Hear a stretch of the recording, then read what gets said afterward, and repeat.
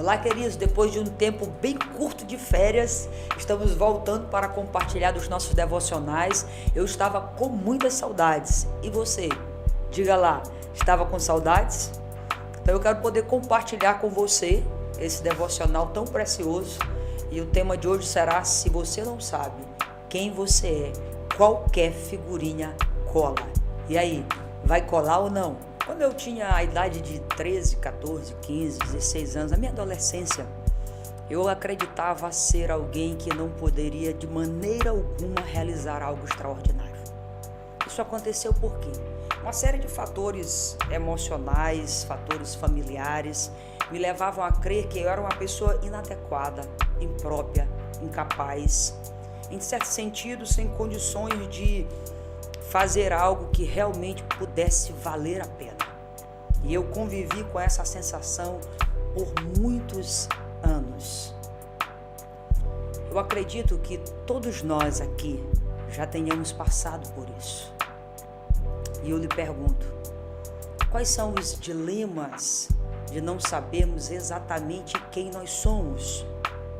Porque se você não sabe quem você é, qualquer figurinha cola. Por que o bullying está tão em voga?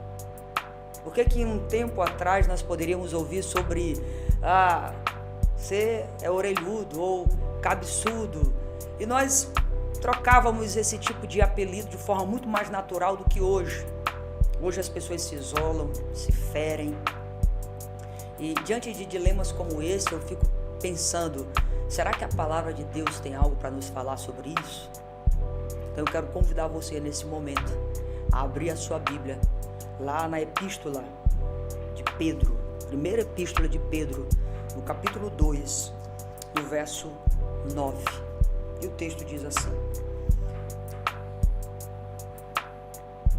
mas vós sois linhagem escolhida, sacerdócio real, nação santa, povo adquirido, para que anuncieis as virtudes daquele que vos chamou das trevas para a sua maravilhosa luz. Então essa epístola é escrita por Pedro. Isso é comprovado pelos pais da igreja, os reformadores e muitos outros exegetas. Há aqueles que acreditam que não foi Pedro, porque a Bíblia se refere ali com alguém inculto, mas falar de Pedro como alguém inculto não significa dizer que ele não tenha tido estudo suficiente e profundidade bíblica suficiente para ter esse tipo de revelação. A profundidade que é a primeira carta e a segunda carta de Pedro, né? Foi escrita no ano de 63 e os destinatários dessa carta eram judeus que haviam se convertido ao cristianismo e os gentios. Esses judeus estavam fora da Palestina e os gentios, dos seus falsos deuses ao Deus verdadeiro, eles também haviam se convertido. Então era uma comunidade mista entre judeus e gentios, todos estes convertidos ao cristianismo. Foi escrito por volta do ano de 63, um tempo em que Roma estava em seu apogeu e a perseguição era severa contra os cristãos.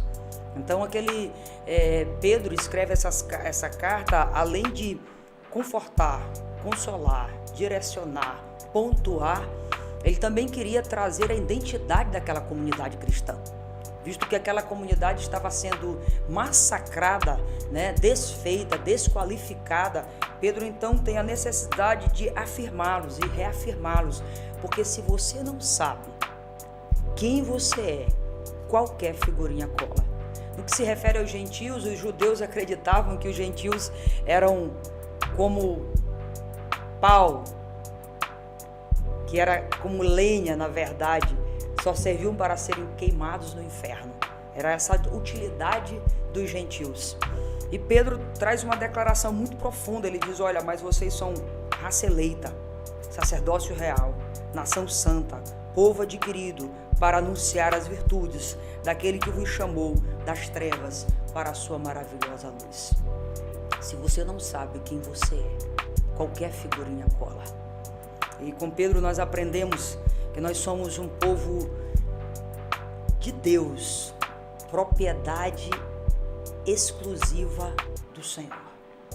Nós somos assim, um povo que foi adquirido pelo Senhor. E quando a gente fala sobre ser adquirido, sobre ser eleito. Essa palavra eleito no grego tem a conotação de escolhido a partir da sua matriz. Escolhido a partir daquele que nos criou, o próprio Deus. Então, nós não somos um povo qualquer. Pedro estava dizendo, olha, vocês são um povo que foi escolhido, catado, selecionado. Quando Deus nos vê, Ele se enxerga. Se você não sabe quem você é, qualquer figurinha cola. Então você é exclusivo. É como se Deus tivesse, Deus tem uma coleção e Ele não admite figurinhas repetidas. Você é único, você é exclusivo, você é especial. Não porque tenha algo a partir de você, não. Nós temos uma natureza pecaminosa, decaída, curvada ao pecado e ao mal. Mas quando Cristo adentra a esfera da nossa vida, quando Ele perpassa o nosso ser, Ele transforma. Ele nos transforma de criaturas a filhos, filhos herdeiros. Se você não sabe quem você é, qualquer figurinha cola. Uma outra verdade que nós aprendemos com Pedro aqui é que nós somos um sacerdócio real. E o que o sacerdote tinha? Qual era a figura aí? O sacerdote era aquele que adentrava os lugares santíssimos, intercedia, tinha intimidade, levava o povo até Deus e Deus até o povo. E agora a revelação que temos a nosso respeito é que nós temos livre acesso. Não existe nada que possa nos separar, nada que possa nos impedir de nos achegarmos. Nós temos acesso ilimitado, porque se você não sabe quem você é, qualquer figurinha cola. Alguém vai te dizer, não, você não é ouvido por Deus. Isso, ser ouvido por Deus é para algumas pessoas privilegiadas, alguns figurões da fé. Não. Você tem acesso ilimitado, quem garantiu isso foi Jesus Cristo naquela cruz. Toda a separação que existia, Cristo se torna aquela ponte. Como a carta de Hebreus já vem dizendo, que Jesus é aquele que fez a ponte, que deu acesso direto ao Pai. Sabe quem nos revela? O nosso Pai. É no contato com esse Pai, é nessa intimidade que nós iremos saber exatamente quem nós somos. Quando nós entramos em contato com o Pai revela quem é o Filho. Se você não sabe quem você é, qualquer figurinha cola. Você percebe nesse relato que este povo, ele foi desafiado a se enxergar a partir de quem era Cristo, a partir de quem era o seu Criador. E você consegue se perceber a partir de quem te gerou? Ou será que você convive com essas sensações de angústia, de temor, de medo, de insegurança, em virtude de não saber exatamente quem é? Uma coisa que eu entendo é que, muito mais do que saber quem você é, você precisa saber de quem você é filho. Porque é o Pai que revela quem nós somos. Eu quero te desafiar. Eu quero pedir que você pegue talvez um bloco de anotações em seu celular ou uma agenda e que você venha elencar tudo aquilo que você acredita ser. Quem eu sou? Qual a imagem que eu tenho a respeito de mim? Talvez qual a imagem que foi projetada a meu respeito pelos meus pais, irmãos, pessoas mais próximas.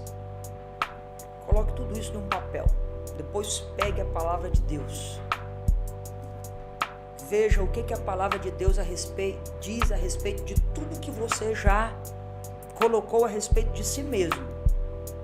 Depois disso, eu queria que você encontrasse alguém amigo verdadeiro, em que você pudesse compartilhar com ele isso e pedir ajuda, e assim construir uma nova identidade em Cristo. Eu fico imaginando como seria transformador se todos nós soubéssemos quem verdadeiramente somos. Seria algo extraordinário. Nós iríamos fazer exatamente o que precisamos fazer, porque quando você sabe quem você é, nenhuma figurinha cola. Quando você sabe quem você é, você vai cumprir a sua missão. O texto conclui dizendo que nós somos chamados para anunciar as virtudes daquele que nos chamou das trevas para a sua maravilhosa luz. Então, quando eu sei quem eu sou, eu faço aquilo, eu cumpro o meu propósito. Então, eu fico imaginando todo mundo na sua casa, você, seus filhos, sua família, na comunidade cristã onde você vive. Se todos descobrissem realmente quem são. Eu louvo a Deus porque Cristo adentrou a minha história, mudou a minha história. E a partir dele eu descobri que sou filha, sou herdeira, que eu posso sim construir algo diferente, que eu posso sim edificar a vida de outros, que eu posso sim construir uma história relevante, fazer algo extraordinário para o louvor da glória de Deus. Se você não sabe quem você é, meu querido, qualquer figurinha cola. Mas que Deus te abençoe, Deus abençoe a sua